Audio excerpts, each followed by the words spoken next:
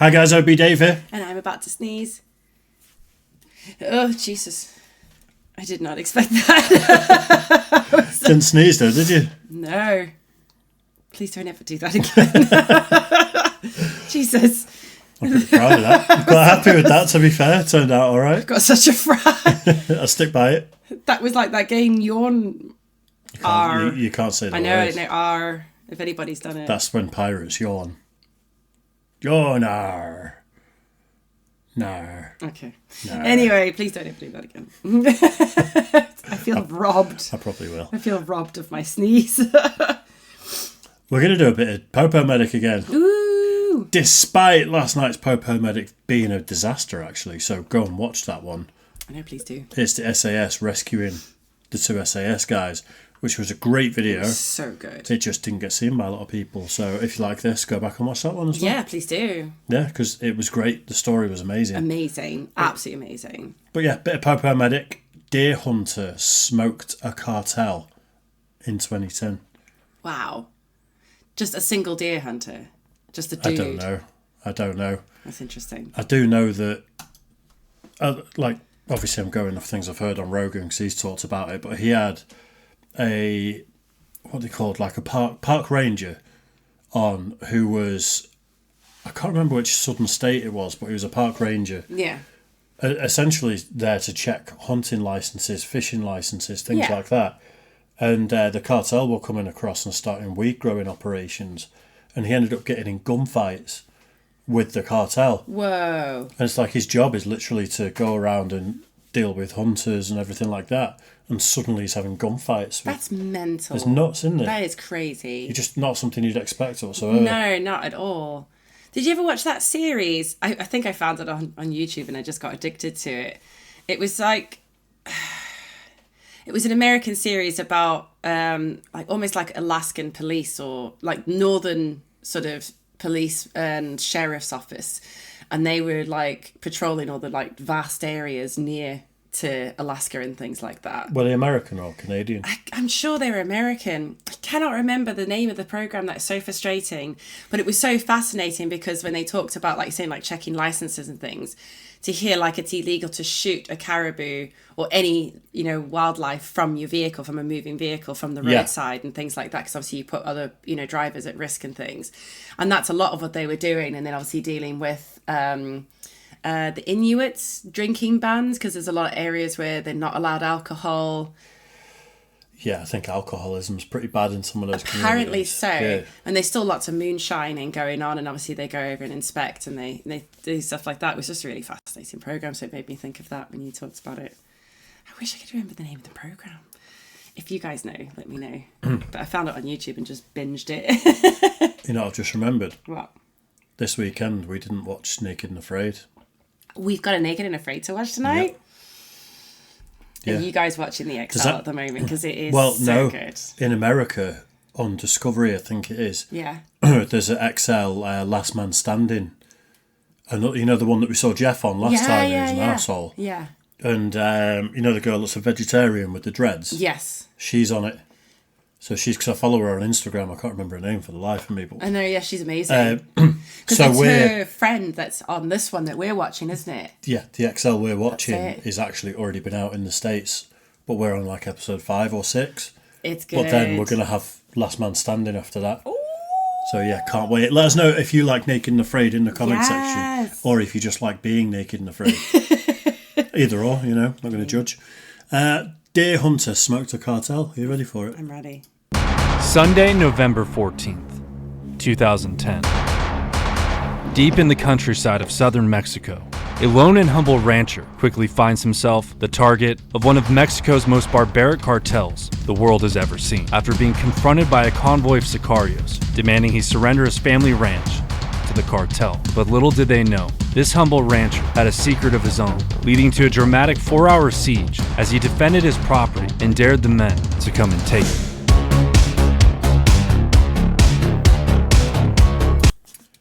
I did this one at the Office Blokes. So it's just I didn't think I had until I got that little bit at the beginning. Bit. Okay. I can't remember it, but I remember that. Right. Yeah. In 2010, Mexico was engulfed in a violent and brutal conflict and was considered the peak of the Mexican drug war, as cartel-related violence dramatically escalated following the aggressive anti-drug cartel campaign initiated by President Felipe Calderon, as thousands of federal troops and police officers deployed throughout the country in an effort to dismantle the powerful drug trafficking organizations that had come to dominate large swaths of the country. And the response from the cartel was not great. Immediately, cartel violence surged throughout the country, both against the law, themselves, and civilians, as cities like Ciudad Juarez became battlegrounds as the Sinaloa cartel fought for control against the Juarez cartel, resulting in the deaths of thousands. And during this war, Los Zetas quickly gained a reputation for brutality, employing tactics such as mass kidnappings, assassinations, and public displays of violence to intimidate both rivals, police, and the general populace. Their split from the Gulf Cartel ignited fierce battles in northeastern Mexico, particularly in the state of Tamaulipas. This specific rivalry contributed significantly to the overall violence in the region, such as the mass kidnapping of 72 Central American migrants by Los Zetas in San Fernando in August of 2010, where the migrants were offered an ultimatum: join the cartel's ranks or face execution. When they refused, Los Zetas brutally massacred all 72 migrants, causing the Mexican government to attempt to crack down even harder by dismantling their criminal networks and raiding their compounds. However, the opposite effect would often happen. High-profile arrests and military operations created power vacuums that incited further violence as emerging leaders and rival factions fought to fill the void, and the human toll was staggering, with tens of thousands of lives lost and many more affected by the pervasive violence and instability. Communities were torn apart, with many people forced to flee their homes to escape the violence. But those fortunate enough to live in remote areas were largely spared. That is until November 12th of 2010, as Tamaulipas native Alejo Garza Tamez noticed increased traffic of large vehicle convoys from the road outside of his rural and modest range. That is terrifying. I never knew that was going on in Mexico at all. Did you not? No.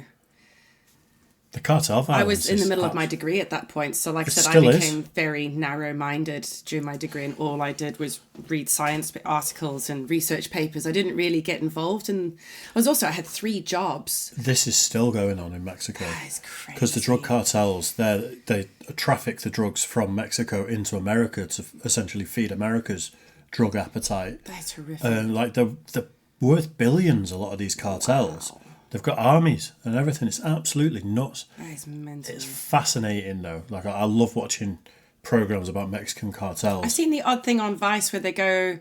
I saw something on Vice where they went undercover... they spoke to like someone from the cartel undercover to show how they made cocaine and obviously how they transported it in and out of the country and stuff like that. That was really fascinating. Yeah, it's grim. I didn't realise that... it is... When you look at how it's made, it's like... Don't. Well, it's like I said to you, like, I understood how many drug mules they use, because remember I told you when I was doing my radiography degree, one of the patients I had swallowed 100 bags of heroin and got caught at the airport, and I had to x-ray him every day to count the number of bags he was passing, because obviously one bursts, he's dead in an instant. There's nothing they can do. So it was just sort of tracking it to make sure things were going well and doing what we could to keep him alive. Before he gets shipped off to jail. Yeah, pretty much. But 2 police officers used to bring him in for his x-ray and he'd be cuffed. How long does it take to get rid of 100 bags of heroin? It took 4 days. Out your bum hole? It took about 4 days. 4 days of x-rays. He was in the hospital for about 5 days. Wow. But you heard about that story where the guy refused to poo, didn't he? They kept him for like... I can't remember the story. I'm sure you guys have heard of it. The guy was arrested for being a mule, and they x-rayed him and saw it was there, but they couldn't take him anywhere until he'd obviously produced it, because it could be a bag of anything. They can't prove that it's drugs. It could just be that he's... Yeah. He could have just eaten a balloon. Yeah.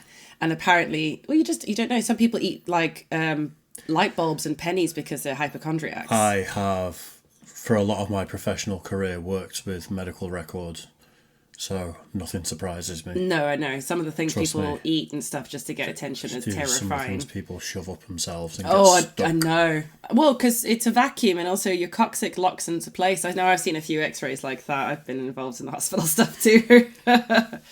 Lots of people slipped and fell in the bathroom onto like Shampoo bottles of ketchup the wrong way around and things. Oh, I've seen an X-ray where there's a light bulb perfectly intact in someone's. Yeah, I've seen that as well. That's weirdly more common than you'd think. I know, but apparently this guy went like, I think they could only hold him for a certain number of days, and obviously the toilet's designed so that you can see without when it's evidence passing. They can't keep you. Can't keep you. So he didn't poop or shit for like several days. He literally hung on to it for like almost like Randy in South Park with a hot, and they had to release him because they couldn't prove. I bet they followed him though. I don't know. I never followed the story after that. I just thought it was absolutely hilarious that they had to let him go because he refused to poop. You'd think they give him laxatives or something. I think they're not allowed to because it's invasive. Wow. Given the fact that the vehicles in the convoy were largely made up of 4x4 Toyotas, that was pretty much all Alejo needed to know. Over the following day, Alejo kept his eyes open and his ears to the wall as dozens more pickups suspiciously drove by his property, and some even coming to a stop. While working on his ranch, Alejo took a break and stared back, and as he approached the driver, the vehicle sped off. On the following day, on November 13th, the vehicles would approach again, but this time, 10 sicarios of Los Zetas Cartel would knock on Alejo's front door. But before he opens the door, a quick word from the sponsor of today's video, Aura. In today's world, data brokers hold information on over 500 million people, each with thousands of... I don't want to speculate too much about this because although I don't remember it, I've definitely reacted to it at the Office Blokes. Okay. So I don't want to give anything away by mistake, but I genuinely don't remember. I remember there's a gunfight, but it's pretty obvious from the video. Yeah, from the video, yeah. But yeah, this guy's obviously seen some things, hasn't he? Well, it said at the beginning there's a secret that the cartel don't know, so maybe he's ex-cartel and he's just drifted off to the... I can't remember what the secret is. Imagine if it turned out he was actually Danny Trejo. Can you imagine? Or if he was like special forces, Machete, don't tweet. Well, it's like that one that we watched about the guy who was protecting his house, and that gang turned up to try and remove him, and you got all his buddies, and they just had a shootout. Yeah. It's just great. And even credit monitoring, all in one single app. You don't need to manage multiple subscriptions to multiple apps on your phone. Aura consolidates everything you need into one convenient platform, saving you time, money, and storage. If you'd like to stick it to robocallers and protect your information, I highly recommend checking out Aura. They're even offering you guys a 2-week free trial. Simply go to aura.com/popomedic or click the link in the description and protect you and your family's information today. As Alejo opened the front door, the sicarios claimed to be businessmen looking to obtain Alejo's property, but Alejo called them out on their shit, citing they only wanted his property to use it for their drug operations. Alejo's workers stood in disbelief as Alejo took it even one step further and kicked the sicarios out of his home. They laughed off the 77-year-old rancher and stated they would be back, and he would have 24 hours to either surrender his ranch or they could come and take it. Alejo nodded and said, "Come and take it."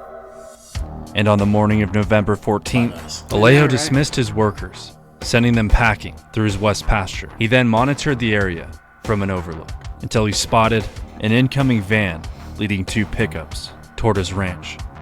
Los Zetas, confident in their numbers and firepower, expected an easy morning, but what they didn't know was the ranch was a hunting ranch, and Alejo was a legendary sharpshooter, hunter, and cowboy who his friends notoriously dubbed Don Alejo.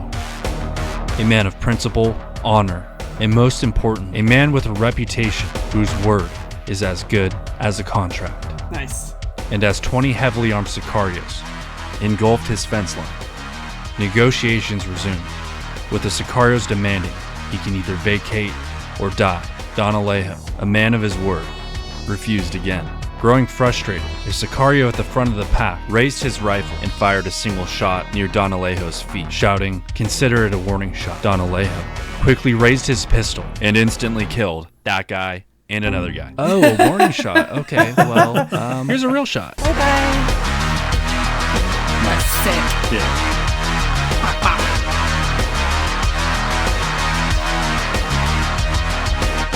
Don Alejo retreated back inside his home, as the remaining cartel members froze in disbelief. While inside, he retrieved his hunting rifles and carefully placed them next to each window, where he opened fire again, sending the sicarios scattering all throughout his property. But soon enough, the sicarios would draw near and breach his fence line. And although accurate, Don Alejo's limited bolt action would quickly become overpowered by a barrage of automatic gunfire, causing him to frequently shift positions, moving from rifle to rifle and using his knowledge of the terrain to outmaneuver the gunmen and focus his fire on the big hitters. Then, 2 sicarios ran straight for his front door. And as they entered inside, Don Alejo, expecting them, hid in the corner of his center-fed living room with a 12-gauge shotgun and turned them into pico de gallo.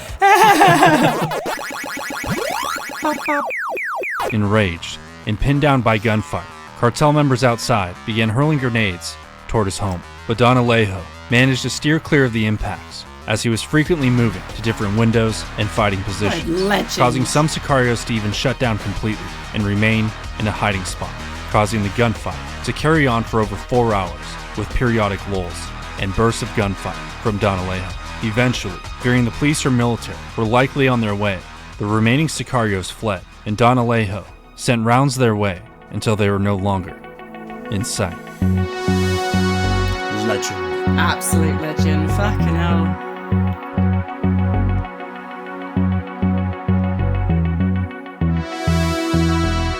On the following day, the Mexican military arrived to find Don Alejo's home nearly destroyed by bullet holes and explosives. Upon their arrival, 4 dead cartel members were discovered on Don Alejo's property. Only 4. And Don Alejo was found in his bathroom with his rifle facing the door, unresponsive, as he succumbed to many gunshot wounds overnight. In the wake of Don Alejo's heroic standoff against Los Zetas, the story of his bravery spread quickly among locals and across social media. However, the expected mainstream media coverage of such a dramatic and inspiring event was unsurprisingly sparse, as Los Zetas had a grip over major media outlets within the region. But despite their attempts to silence the story, the Millennial News Channel broadcast the story on social media, causing it to go viral, and it was picked up worldwide. Don Alejo is revered in Mexico with the same level of prestige as Wyatt Earp is in the United States. Nice. It's a shame he died. I know, what an awful thing. I mean, he was so outnumbered, and to have taken 4 down. Hey guys, if you enjoyed this video, be sure to hit that subscribe button. There's a lot more Yeah. At first when they said 4, I was like, only because I was like, come on, he was a legend, he was doing amazing. But when you really put it into terms like that, like one guy alone, yeah, getting an absolute barrage of like open fire and grenades, and I mean, it's possible that the first 2 that he shot got wheeled away. You don't know, do you? You know, because like 4 hours of gunfighting, if there's 2 dead on the edge of the property, there's 2 dead inside the property. Well, you don't know how many got clipped and then were like taken away because injured parties. Died of their wounds later. Yeah. That is, what an absolute legend. And to send his workers away as well and not put their lives at risk as well was incredible. There's actually, what's the Cartel program that was on Netflix? I can't remember what it was called now, but it was amazing. Sicario? There was the it movie wasn't called Sicario. There's another one that I watched a few years ago. Can't remember for the life of me. But that had a similar story in it. Did it really? Maybe they used it like that because it was so big. It's sad that they tried to, quieten it down. I hope it sort of rallied up the locals to be like, we're going to defend our own land, Do you know what it is, though? Is news reporters get killed over there quite a lot as well. And if you break a story about someone you're not supposed to break a story about, it's like money on your head. And what are you going to do? When you're just there to report the news, I understand that because like in Zimbabwe, anything was silenced. Like I said, there used to be a lot of the farmers would do their own frequency radios to give us the actual news and not the news that the government wanted us to see. Yeah.